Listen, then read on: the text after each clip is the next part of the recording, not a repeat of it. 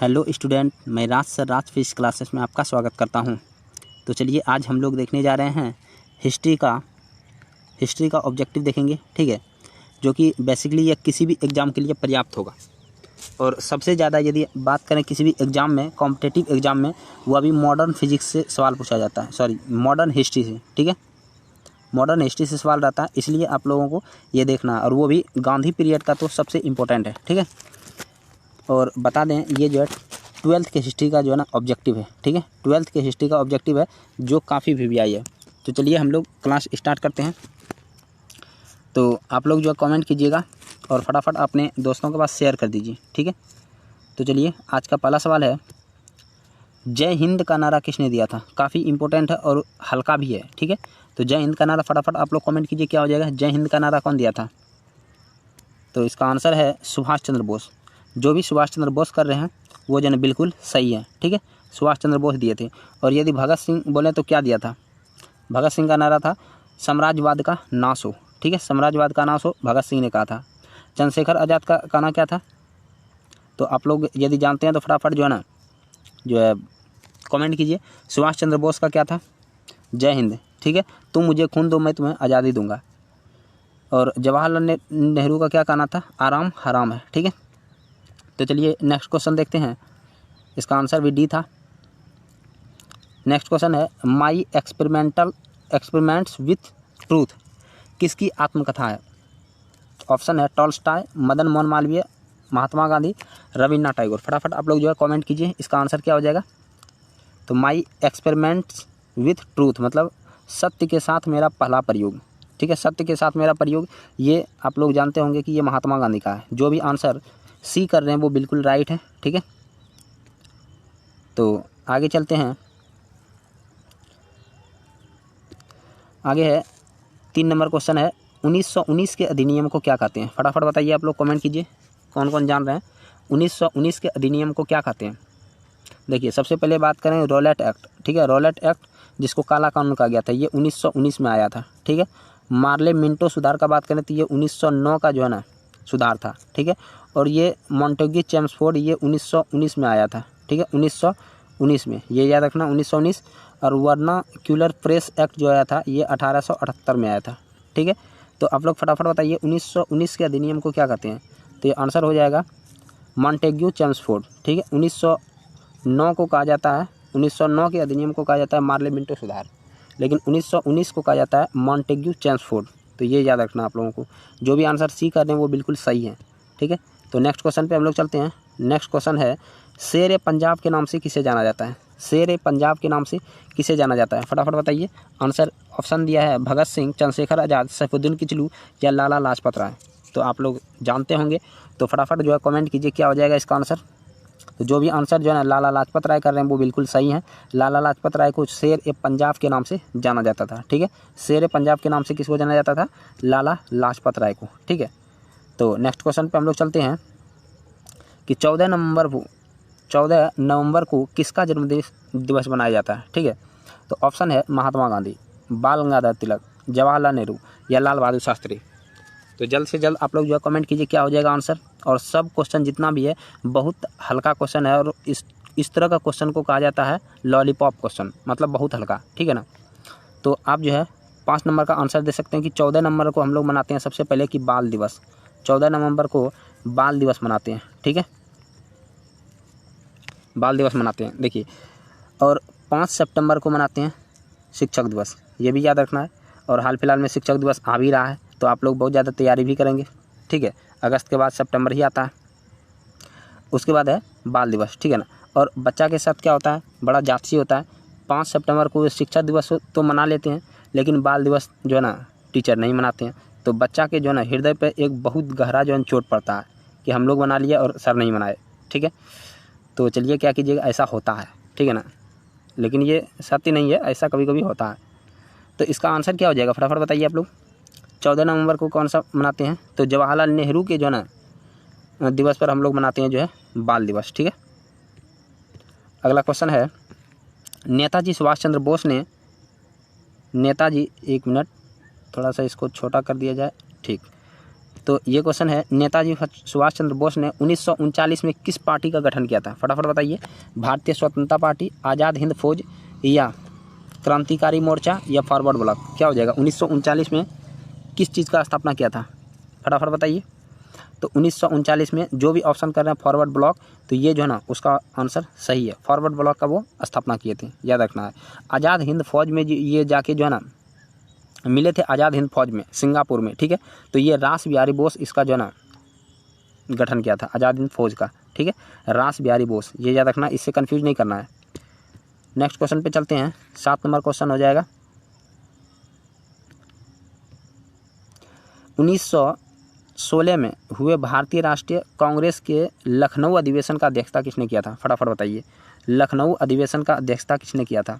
ठीक है, 1916 में जो लखनऊ अधिवेशन हुआ था उसका अध्यक्षता किसने किया था? तो इसका आंसर क्या हो जाएगा?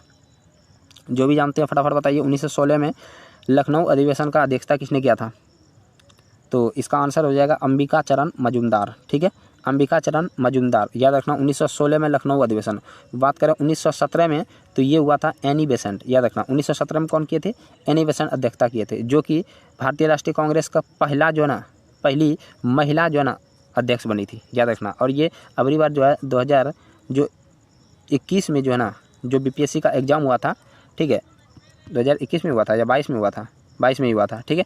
तो इसमें ये पूछा गया था क्वेश्चन, जो कि एग्ज़ाम कैंसिल हो गया। तो ये याद रखना आपको। अंबिका चरण मजूमदार है 1916 में, 1917 में है, और 1917 में क्या बताया? Annie Besant. लेकिन आप लोगों को बताना है कि जो ना ये प्रथम महिला थी, भारतीय राष्ट्रीय कांग्रेस में अध्यक्षता करने वाली प्रथम महिला थी। लेकिन प्रथम जो है ना भारतीय महिला कौन थी, ये आप लोगों का जो है ना, आप लोगों के लिए क्वेश्चन है। प्रथम भारतीय महिला कौन थी? तो फटाफट आप लोग कमेंट कीजिए, देखते हैं कि कौन कौन जान रहे हैं, ठीक है। प्रथम भारतीय महिला कौन थी, ये आप लोगों को बताना है। हम बताएं प्रथम महिला, तो प्रथम महिला यदि इससे पूछेगी, ठीक है ना, तो बताना है एनी बेसेंट, ठीक है। प्रथम महिला एनी बेसेंट। लेकिन प्रथम भारतीय महिला कौन थी? तो आप लोग कमेंट कीजिए फटाफट, जो जानते हैं फटाफट कमेंट कीजिए। नेक्स्ट क्वेश्चन पे हम लोग चलते हैं। सविनय अवज्ञा आंदोलन कब प्रारंभ हुआ था? सविनय अवज्ञा आंदोलन, ठीक है। तो ये आप लोग बताइए। सविनय अवज्ञा आंदोलन हम बताते हैं कि ये महात्मा गांधी ने स्टार्ट किया था, ठीक है। महात्मा गांधी ने सविनय अवज्ञा आंदोलन, ये याद रखना, महात्मा गांधी ने स्टार्ट किया था। और ये कहाँ से किया था? साबरमती आश्रम से।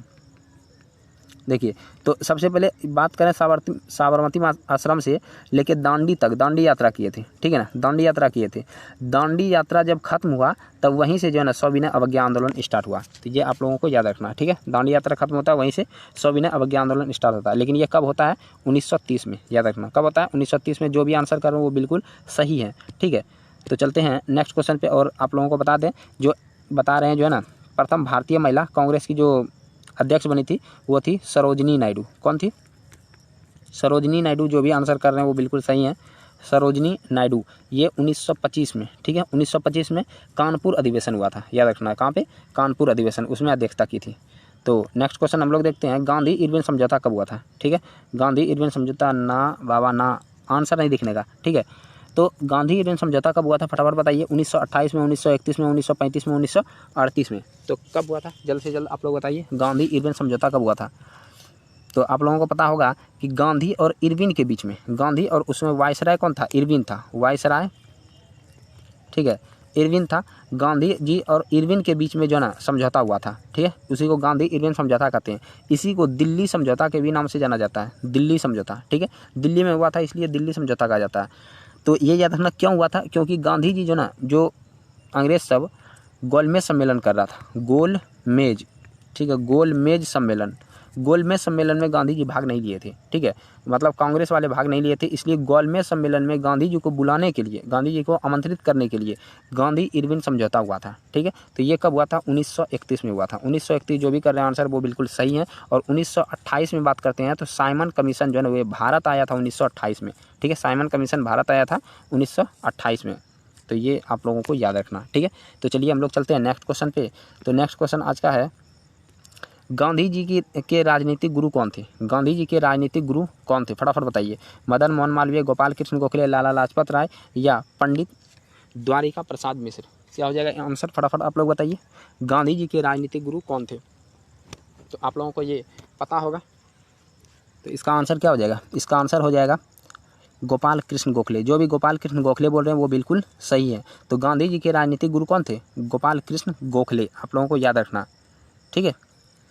और ये जो है ना सेशन हमेशा चलते रहेगा, इसलिए आप लोग हमेशा जो है ना लाइव क्लास अटेंड कीजिएगा और स्कोर भी आप लोग बताइएगा कि कितना किसका सही हो रहा है, ठीक है। तो चलिए हम लोग नेक्स्ट क्वेश्चन पे चलते हैं। भारतीय राष्ट्रीय कांग्रेस की स्थापना कब हुई थी? भारतीय राष्ट्रीय कांग्रेस की स्थापना आप लोगों को पता होना चाहिए कि कब हुई थी, ठीक है। तो आप लोग बताइए क्या हो जाएगा, जल्द से जल्द आप लोग आंसर कीजिए। भारतीय राष्ट्रीय कांग्रेस की स्थापना ये तो बच्चा जानता होगा, ठीक है ना। कब हुआ था? तो ये हुआ था 1885 में, लेकिन डेट के साथ आपको याद रखना है 28 दिसंबर। कब हुआ था? 28 दिसंबर 1885 में, याद रखना 28 दिसंबर 1885 में, ये आप लोगों को याद रखना, ठीक है। तो इसके जो ना संस्थापक किसे माना जाता है? तो A.O. ह्यूम को, A.O. ह्यूम, याद रखना A.O. ह्यूम को इसका जो है संस्थापक माना जाता है, जो कि अंग्रेज था। लेकिन पूछेगा प्रथम अध्यक्षता किसने किया था? तो W.C. बनर्जी, याद रखना W.C. बनर्जी, मतलब व्योमेश चंद्र बनर्जी, आप लोगों को याद रखना व्योमेश चंद्र बनर्जी, ठीक है। यदि इसी में पूछ दे कि भारतीय राष्ट्रीय कांग्रेस में प्रथम मुस्लिम अध्यक्ष कौन था? मुस्लिम अध्यक्ष, तो आप लोगों को याद रखना है बदरुद्दीन तैयब, ठीक है, बदरुद्दीन तैयब। तो ये आप लोगों को याद रखना है, ठीक है। तो चलते हैं, और यदि पारसी पूछ दे, चलिए ये भी बताते हैं। प्रथम पारसी अध्यक्ष दादा भाई नौरोजी। कौन थे? दादा भाई नौरोजी, ठीक है ना। तो दादा भाई नौरोजी के बारे में एक चीज़ और याद रखना है कि दादा भाई नौरोजी सबसे पहले जो ना भारत का प्रति व्यक्ति आय जो है ना गणना किया था, प्रति व्यक्ति आय, याद रखना। गणना करने वाले कौन थे? तो दादा भाई नौरोजी, ये भी आप लोगों को याद रखना है, ठीक है। तो चलिए नेक्स्ट क्वेश्चन पे हम लोग चलते हैं।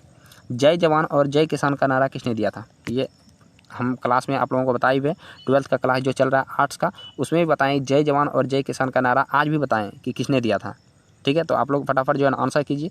ऑप्शन है महात्मा गांधी, बाल गंगाधर तिलक, लाल बहादुर शास्त्री या भीमराव अम्बेडकर। क्या हो जाएगा इसका आंसर? फटाफट बताइए। जय जवान जय किसान, तो क्या हो जाएगा?